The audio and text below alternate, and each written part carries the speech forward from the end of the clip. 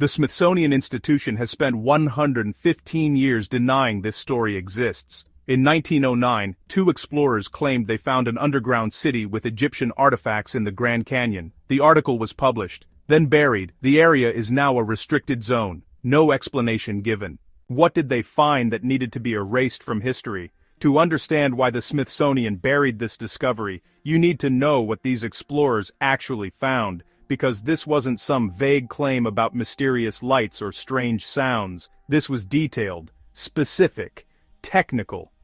The lead explorer was G.E. Kinkaid, a professional with 30 years of experience mapping underground systems across the American West. In 1909, he was working under contract with the Smithsonian Institution. This is stated explicitly in the article. Navigating the Colorado River alone in a wooden boat, he was searching for mineral deposits, standard geological survey work. 42 miles upriver from El Tovar, near what's now called Marble Canyon, he noticed something wrong. Sedimentary stains on the canyon wall, stains that didn't match the surrounding rock formation. He beached his boat and climbed. Nearly 2,000 feet above the river he found it. A cave entrance, but not a natural cave. The article describes it precisely. The entrance is 1,486 feet down the sheer canyon wall. That's specific, that's a measurement, not a guess. Kinkaid climbed down using ropes. The entrance was partially obscured by brush, deliberately hidden. Inside he found a carved passageway. Here's where it gets impossible to dismiss. The passageway wasn't rough-hewn, it was chiseled smooth, 12 feet wide. The walls were worked stone, not natural erosion. Kinkaid followed this main tunnel into the cliff face. It descended at a precise angle, engineered for drainage and airflow. He described cross halls, side chambers, a layout that suggested planning, architecture, purpose. Then he reached the main chamber. According to the article, this wasn't a room, it was a hall, massive, vaulted ceilings. Kinkaid estimated it could hold 50,000 people. Let that sink in for a second. We're talking about a space larger than most modern stadiums, carved into solid rock, hidden 2,000 feet up a canyon wall, but it wasn't the size that got Kinkaid's attention, it was what was inside. Copper tools. Not primitive copper, hardened copper with edges sharp as steel. The article says these tools had cutting edges that suggested advanced metallurgy, pottery, glazed urns, enameled vessels, designs that Kinkaid described as Oriental in origin. And then, the idol. The article describes a stone idol sitting cross-legged in the main chamber. It held a lotus flower in each hand. The face had Oriental features. Kinkaid specifically compared it to statues of Buddha, though he admitted he wasn't certain of the religious affiliation. Around this central idol were smaller figures, some beautiful, some grotesque. The article suggests these represented good and evil.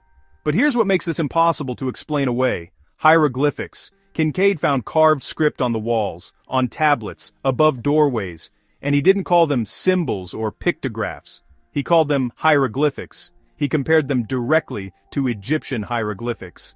This is a professional explorer, funded by the Smithsonian, making a direct comparison to a known written language. The implication is clear. A culture from the Mediterranean or Middle East established a presence in North America. Not in 1492, not in 1000 AD, thousands of years earlier. And then Kinkaid found the crypt. The article describes a separate burial chamber carved deep in the complex. Stone shelves hewn into the walls. On these shelves, mummies. Not wrapped in the style of southwestern Native American tribes. Wrapped in bark fabric. Preserved in a manner Kinkaid had never seen in 30 years of exploring American caves. The article notes something specific. All the mummies examined were male. This suggests a military outpost or religious order, not a family settlement. Kinkaid collected samples. He documented everything. And, according to the article, he sent word to his contact at the Smithsonian, Professor S.A. Jordan. The Phoenix Gazette article states that Kinkaid was working under the direction of Professor S.A. Jordan of the Smithsonian Institution. It claims Jordan received Kinkaid's telegram and immediately organized an expedition, not just Jordan. A team of 30 to 40 archaeologists, funded by the Smithsonian, dispatched to the Grand Canyon to fully excavate and document the site. The article says the Smithsonian had already received preliminary artifacts, that they were being examined in Washington, D.C. This is April 5, 1909. Front page news, specific names, institutional backing, and then silence. No follow-up article, no update from the Smithsonian, no statement from Professor Jordan. Our feisty vanished. Fast forward to modern day. Researchers attempting to verify the story have contacted the Smithsonian archives. The response is always the same. We have no record of a G.E. Kinkaid ever working for the Smithsonian Institution. We have no record of a Professor S.A. Jordan in our employee history. We have no records of an archaeological expedition to the Grand Canyon in 1909. Complete institutional denial. But here's the problem with that denial. The Phoenix Gazette wasn't some tabloid. It was a legitimate newspaper. In 1909, fabricating a story about a government institution would have destroyed their credibility permanently. They printed names. They printed institutional affiliations. They printed specific locations and measurements. If this was fiction, the Smithsonian would have demanded a retraction immediately. Their reputation was on the line. There's no retraction, no correction, no angry letter from the Smithsonian calling it a hoax, just silence. And then, years later, denial. But independent researchers have found cracks in that denial. Census records from 1910 show an archaeologist named Jordan, who specialized in Mediterranean cultures. His research focused on Egyptian and Phoenician seafaring capabilities. He was connected to institutions that worked with the Smithsonian. But within the Smithsonian's official records, he's been erased. If Kinkaid and Jordan didn't exist, if this expedition never happened, then who fed the Phoenix Gazette a 1,500-word article with technical archaeological details? The article uses professional terminology. It describes geological strata. It references specific archaeological methodologies. This wasn't written by a fiction author. It reads like a field report. And if the Smithsonian didn't send a team, why is the area now restricted? Because here's what nobody disputes. The coordinates mentioned in the article, 42 miles upriver from El Tovar, near Marble Canyon, that area is off limits. You can't hike there. You can't get a permit. You can't fly a drone over it. The official explanation is cultural sensitivity and protection of undiscovered archaeological sites. Think about that logic. If there's nothing there, why restrict it? If Kinkaid's story was a hoax, why does the Park Service still maintain restricted zones in the exact area he described? And then there's the names. Look at the map of the Grand Canyon. Specifically, look at the area where Kinkaid reported the cave. The peaks and formations surrounding that zone have names: the Tower of Set, Temple of Ra, Isis Temple, Osiris Temple, Horus Temple, the Cheops Pyramid, the Buddha Cloister. These aren't scattered randomly across the canyon. They're concentrated in one area, the same area Kinkaid described, the same area that's now restricted. The official explanation is that early cartographers just liked Egyptian mythology. They randomly assigned exotic names to peaks. Sure. Maybe.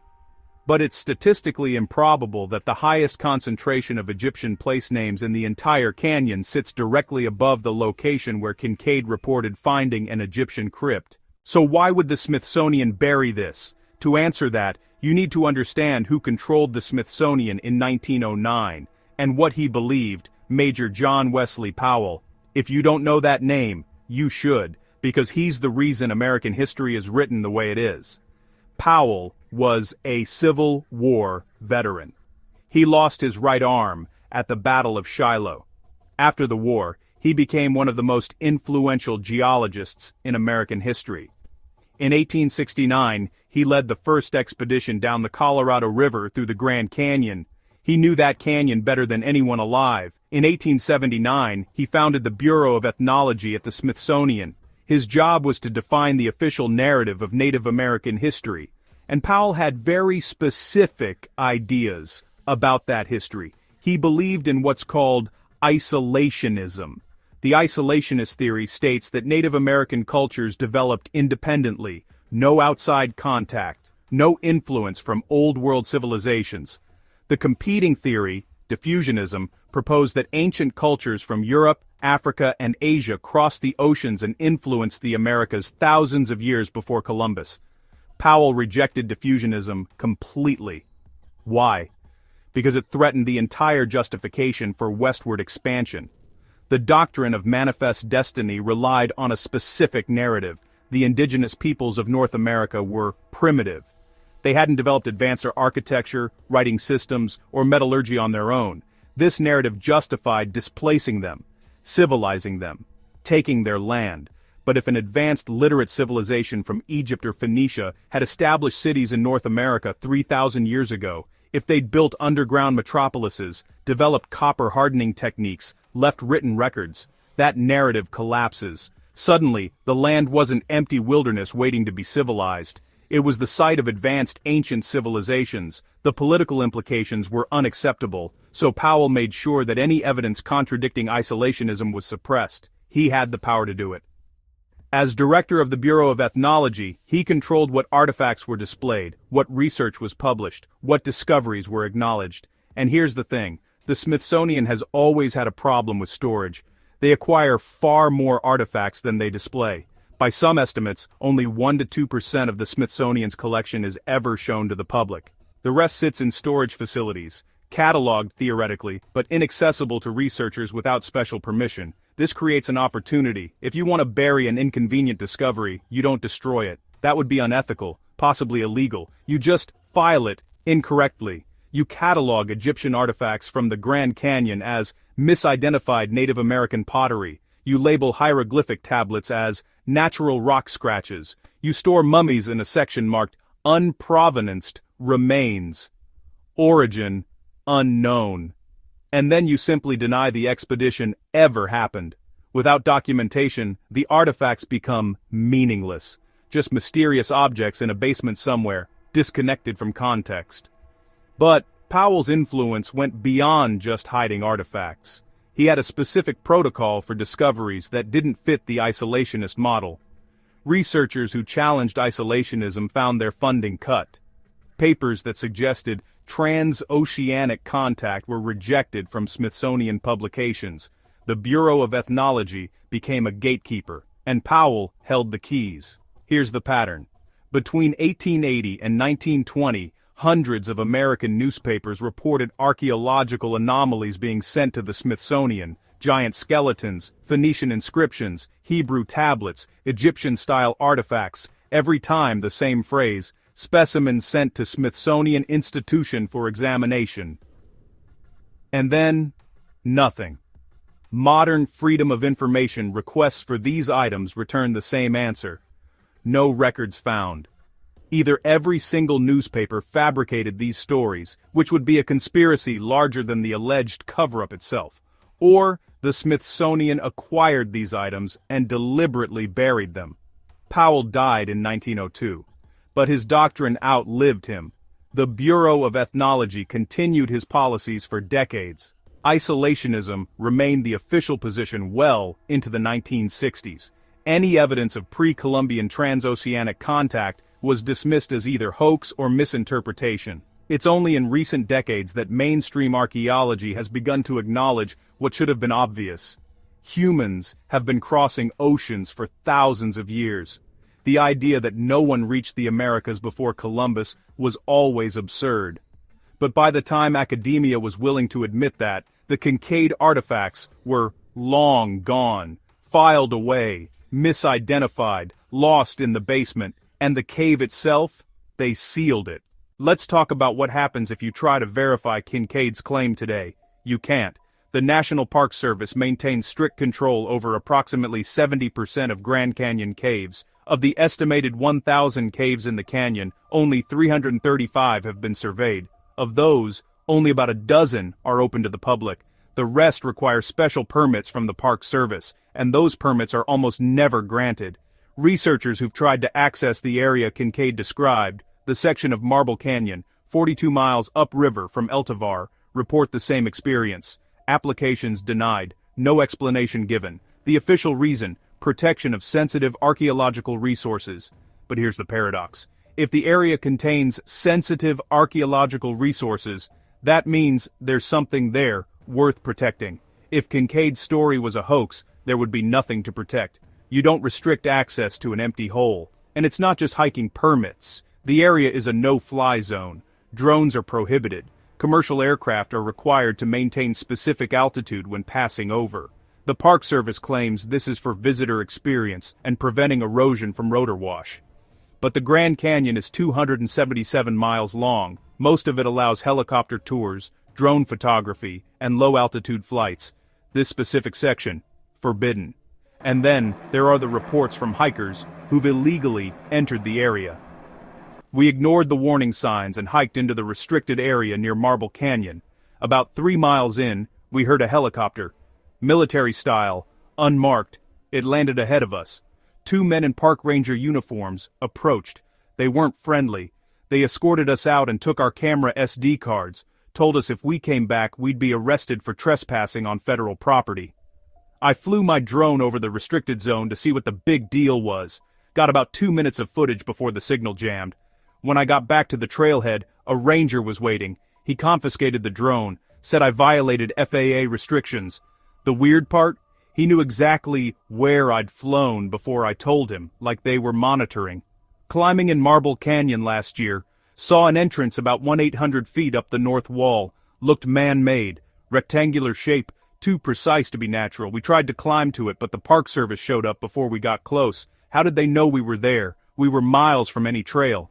These aren't isolated incidents. Between 2015 and 2023, there are at least 30 documented reports of hikers, climbers, and drone operators being intercepted in or near the restricted zone, often by officials who arrived suspiciously fast, which suggests active monitoring. But monitoring of what? If there's nothing there, why monitor it? Some researchers have used publicly available satellite thermal imaging to scan the area.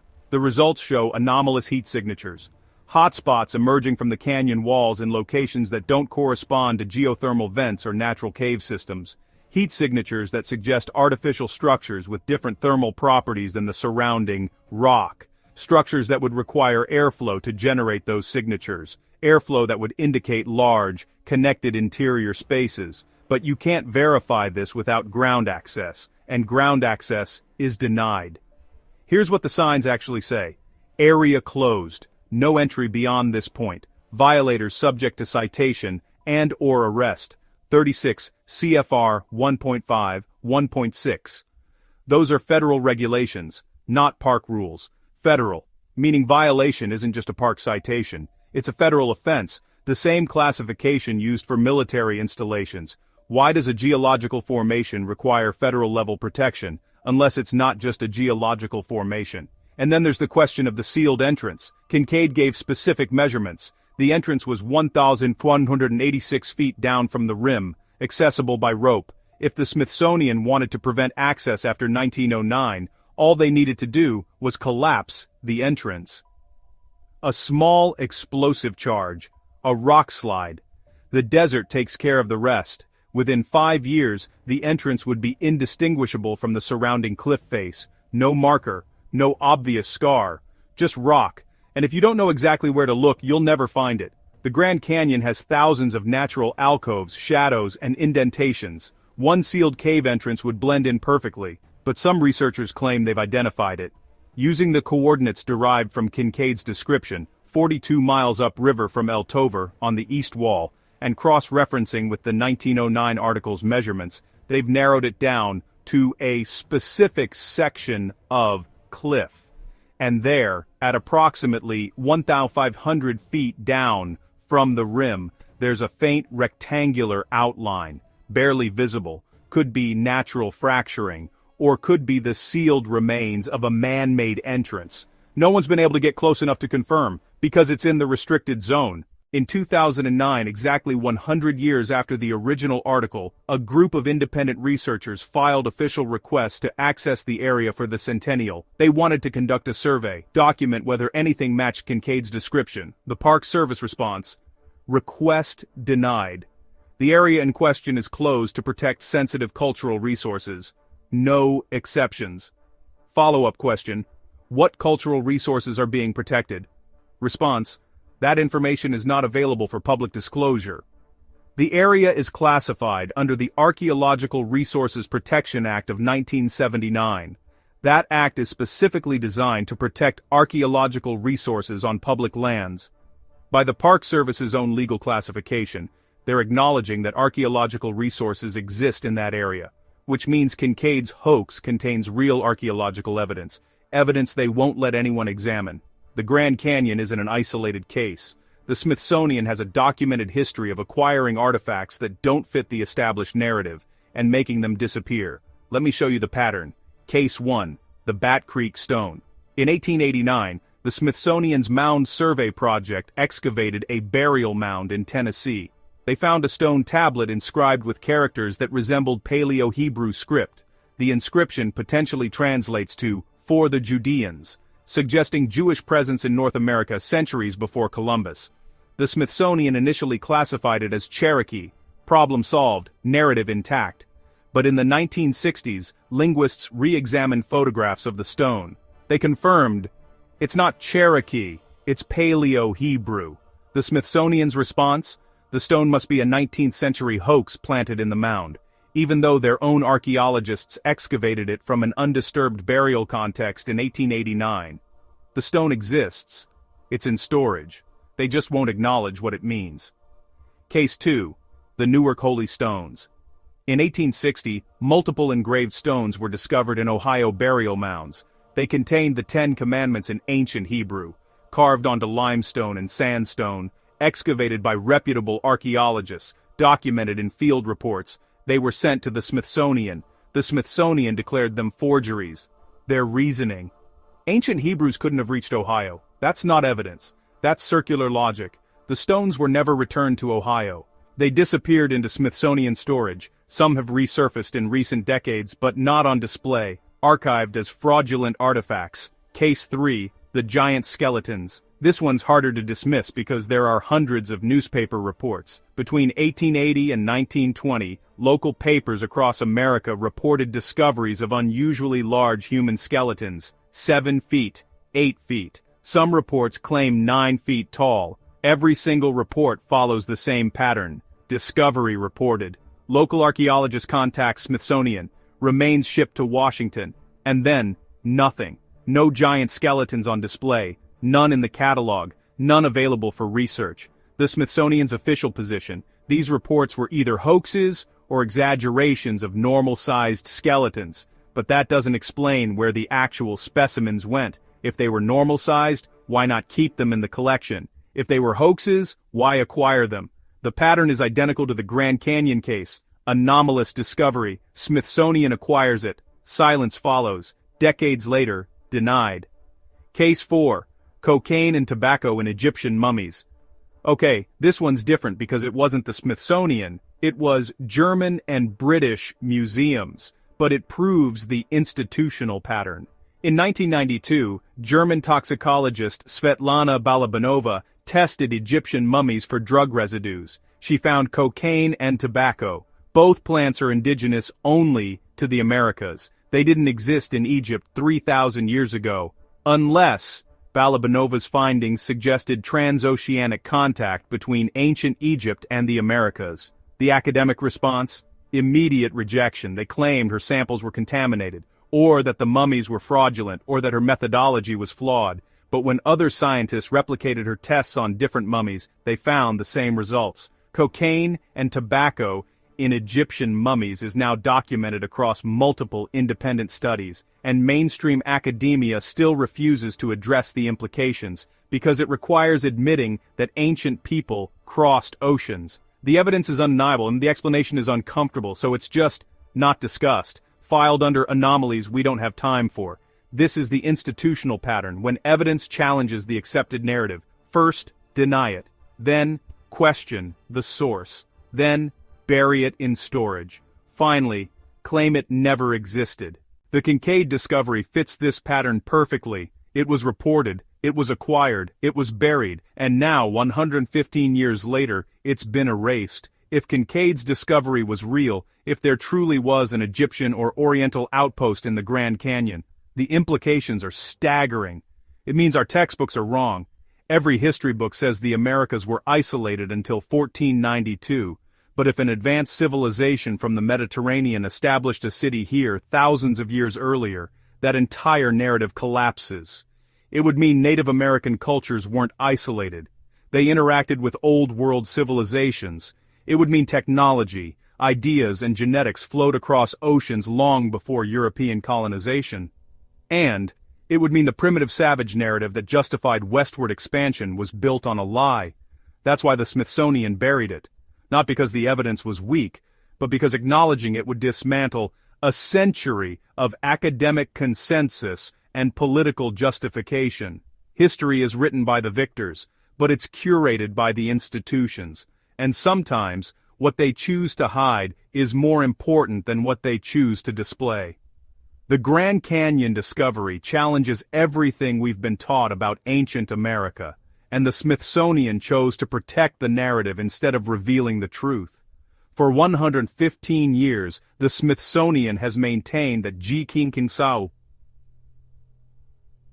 Chan Beijing Kinkaid Ngidang Sao Jichur Chan Jusuke's discovery never happened. No explorer, no professor, no expedition, but the restricted zones remain, the records are missing, and the artifacts are nowhere to be found. This is Case File, 1909 GC, The Forbidden Discovery. Next week, the Foo Fighters of World War II.